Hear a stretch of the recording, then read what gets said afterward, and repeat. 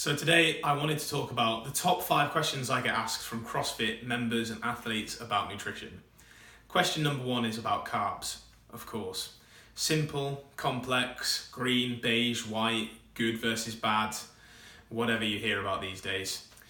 Carbohydrates shouldn't be demonized. As a CrossFit athlete, they are going to be your main source of energy, particularly for your high intense workouts, where especially when you're above 70% VO2 max. Okay, the research shows that most of the time when you're at that intensity, you're going to be burning mostly carbohydrates. Fat stores will be used for aerobic exercise and lower intensity exercise, particularly weightlifting if you're doing lots of reps and you're not hitting a maximum intensity.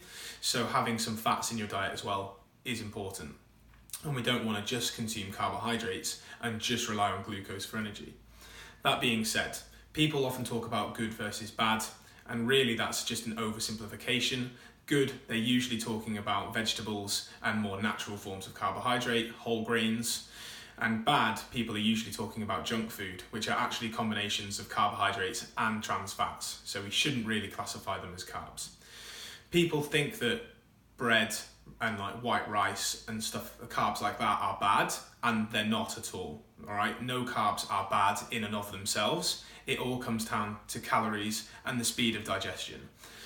The closer a carbohydrate is to its sort of simpler form, to a sugar form, then the quicker it's going to be digested and utilized, and potentially, the more hungry you're going to be quicker because it's been utilized by the body quicker. So eating pure sugar, for example, isn't going to be as satisfying as having some whole grain rice that's got some fiber and other useful benefits to it.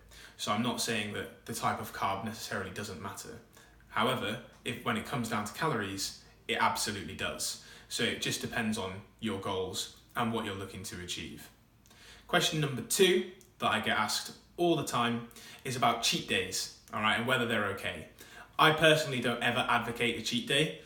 In terms of calories, if you want to have days of higher calories and days of lower calories, and that balances out across an average through the week, then that's absolutely fine, and that should be encouraged. That's a much better way to include social events, meals out, trips with the family, anything you like, all right? You can have those within the week, and that's absolutely fine. However, if you advocate a cheat day where everything's off, on the cards, nothing's off limits, then you can easily undo all the good work that you've done in the week in no time at all. And trust me, I've done it, I've seen it happen. It's far too common in people that are trying to lose body fat. They'll absolutely nail things during the week, and then they'll have a cheat day where they hammer thousands and thousands of calories, and you've just undone your deficit for the week. And what was the point? Really, if you're enjoying a flexible diet where you're including plenty of your favorite foods in moderation, then there shouldn't be any need to cheat on your diet. And I think that just advocates good versus bad foods, which encourages a rigid mindset of thinking. And I just wouldn't encourage that at all. If you keep your mindset flexible, you keep foods in that you enjoy in moderation, and you scale things up and down in the context of a varied, balanced diet, then there shouldn't be any need for cheat days whatsoever. That comes nicely onto point number 3, and this turns into point number 1 as well. Sugar and carb cravings, how do you deal with them?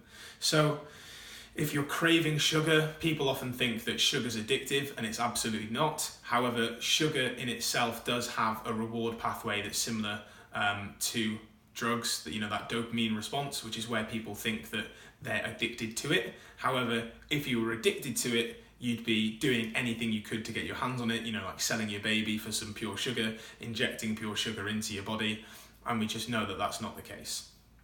Oftentimes, if your body is craving carbohydrates or craving sugar, it's because you're low in energy and your body is searching for something that it knows is going to be a quick energy source.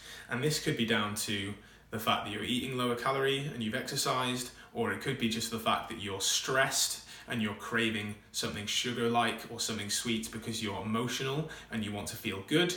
It could also come down to lack of sleep and your body's looking for another quick source of energy. And so there are multiple reasons why this might be happening. The best way to deal with it is to include carbohydrates in your diet. Again, your body wants them for energy, your brain wants them for energy, and so including them within your diet is going to manage cravings so that you don't go off the rails and binge.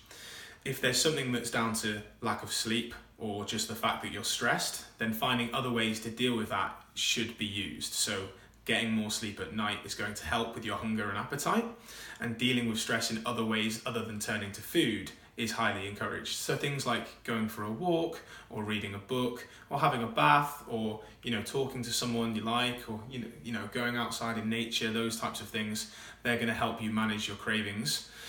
And oftentimes including more whole grain carbohydrates with more fiber that keeps you fuller for longer, that's going to stop you from having those dips and crashes in terms of energy cravings.